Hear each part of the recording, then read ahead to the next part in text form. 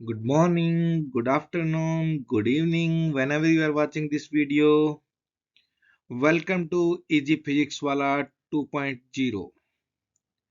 तो बच्चों आज हम 12th क्लास का टॉपिक करंट इलेक्ट्रिसिटी के बारे में पढ़ेंगे। और करंट इलेक्ट्रिसिटी बच्चों one of the important topic है, जेई के हिसाब से भी, नीट के हिसाब से भी और सीबीएसई के हिसाब से भी। तो करंट इलेक्ट्रिसिटी में सबसे इंपॉर्टेंट डेरिवेशन अगर बोलें तो बच्चों ड्रिफ्ट वेलोसिटी का डेरिवेशन होता है। तो आज अपन ड्रिफ्ट वेलोसिटी का डेरिवेशन पढ़ेंगे। तो बच्चों ड्रिफ्ट वेलोसिटी होती क्या है, थोड़ा सा ये सोचने की जरूरत है। पहले एक बात बताओ बच्चों, जैसे कंडक्टर होता है, कंडक्टर अगर विदाउट किसी वायर से कनेक्ट है, जैसे कंडक्टर पड़ा है, फिर भी उसके अंदर कुछ तो इलेक्ट्रॉन मूवमेंट हो रही होगी। अपन कहते हैं कंडक्टर के अंदर फ्री इलेक्ट्रॉन बहुत ज्यादा होते हैं, तो कंडक्टर के अंदर इलेक्ट्रॉन इधर से उधर जा रहे होंगे। तो फिर उसके जब भी अपन कंडक्टर को हाथ लगाते हैं तो उसमें करंट आता है क्या? नहीं आता।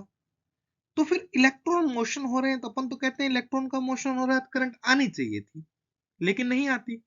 ऐसा क्यों होता है? क्योंकि बच्चों जो एवरेज वेलोसिटी होती है वो वेक्टर सम होती है, इनिशियल एवरेज वेलोसिटी, और सारा वेक्टर सम जीरो हो जाता है। इसलिए इनिशियल नेट वेलोसिटी नहीं बन पाती। इसीलिए इनिशियल एवरेज वेलोसिटी कंडक्टर के अंदर जीरो होती है। इसीलिए तो अपन कोई कंडक्टर, जैसे अपन कॉपर का वायर हाथ में ले रखा है, उसमें करंट थोड़ी आएगा, नहीं आएगा ना। अगर उस कॉपर के वायर को किसी करंट से जोड़ेंगे तो करंट आएगा।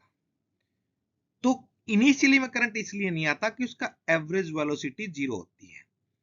तो ये इनिशियल वेलोसिटी बोली जाती है। जो फाइनल वेलोसिटी, जब इसको अपन किसी वायर मतलब किसी बैटरी से जोड़ देते हैं तो इसके इलेक्ट्रॉन नेट मूवमेंट होना शुरू हो जाता है, उसको फाइनल वेलोसिटी होती है। और वही फाइनल वेलोसिटी बच्चों ड्रिफ्ट वेलोसिटी कहलाती है। तो ड्रिफ्ट वेलोसिटी क्या हुई? The average velocity attained by charge. कि एवरेज वेलोसिटी, इसमें चार्ज कौन होंगे? Electron. Attained by charge in a material due to electric field. जब इलेक्ट्रिक फील्ड लगा देते हैं, बैटरी लगा देते हैं, उसके बाद जो वेलोसिटी है फाइनल वेलोसिटी, उसको ड्रिफ्ट वेलोसिटी कहते हैं। तो बच्चों ये तो होगी इसकी डेफिनेशन।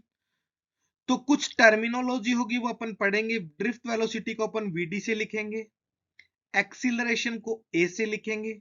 और होता क्या है बच्चों, जब इलेक्ट्रॉन निकलता है पीछे एक खाली स्पेस छोड़ के जाता है, उसका नाम होता है कर्नल।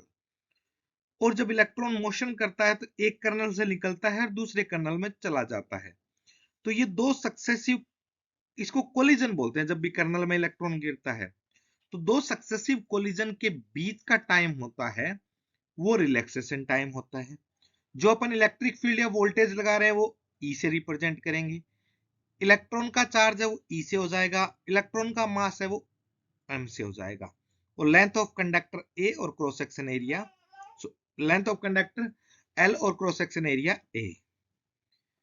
ओके, तो अब अपन इसका डेरिवेशन करते हैं। सोचो बच्चों, अपन ने पहले चैप्टर में पढ़ा था इलेक्ट्रोस्टेट में, जब भी कोई इलेक्ट्रॉन इलेक्ट्रिक फील्ड में जाता है तो उस पर एक फोर्स लगता है, F बराबर क्यू ई। तो यहाँ पे चार्ज कौन सा है? इलेक्ट्रॉन है, तो ई फोर्स लगेगा। यहाँ पे नेगेटिव इसलिए आया है बच्चों क्योंकि वो अपोजिट डायरेक्शन में मोशन करता है। तो यहाँ से एक्सिलरेशन निकालूं तो force is equals to mass into acceleration होता है। एक्सिलरेशन निकालूं तो माइनस ई बाई एम। तो एक्सिलरेशन आ गया। इनिशियल एवरेज वेलोसिटी मैंने कितनी बताई थी बच्चों? जीरो। और अपने को फाइनल वेलोसिटी निकालते हैं, वही ड्रिफ्ट वेलोसिटी होती है। फाइनल वेलोसिटी क्या हो जाएगी? v is equals to u plus a t होता है।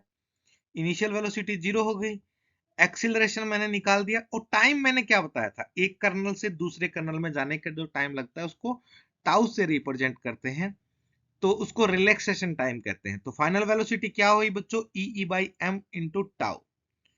तो वीडी का formula e by m into tau हुआ। और अपन पता है इलेक्ट्रिक फील्ड और पोटेंशियल में एक रिलेशन होता है, E equals to v by d. यहाँ पे डी लेंथ, डी डिस्टेंस नहीं होती, यहाँ पे कंडक्टर की लेंथ होती है। E equals to v by l. तो फाइनल वेलोसिटी अपनी ड्रिफ्ट वेलोसिटी बन गई e v tau upon m l. तो ये बच्चों फाइनल वेलोसिटी हो गई अपनी ड्रिफ्ट, ये ड्रिफ्ट वेलोसिटी है। इसकी रेंज देखोगे ना बच्चों, तो 10⁻⁻⁴ मीटर पर सेकंड होती है, बहुत कम रेंज होती है इसकी। तो कभी एग्जाम में सीबीएसई में रेंज पूछ लेता है इसका कि ड्रिफ्ट वेलोसिटी की कितनी रेंज होती है, तो याद रखना उसको 10⁻⁻⁴ मीटर पर सेकंड ड्रिफ्ट वेलोसिटी की रेंज होती है। तो ये बहुत ही सिंपल डेरिवेशन है बच्चों, कुछ नहीं है, आपको एक्सेलरेशन निकालना है, फाइनल वेलोसिटी निकालिए, इनिशियल वेलोसिटी 0 होती है, और आपको पोटेंशियल और इलेक्ट्रिक फील्ड में एक रिलेशन पता है, उसको रखना है। तो ये सिंपल सा ड्रिफ्ट वेलोसिटी का डेरिवेशन है। इसको पक्का करके जाना बच्चों जब भी आप सीबीएसई के एग्जाम में जाओ, क्योंकि इसमें बहुत सी चीजें आती हैं।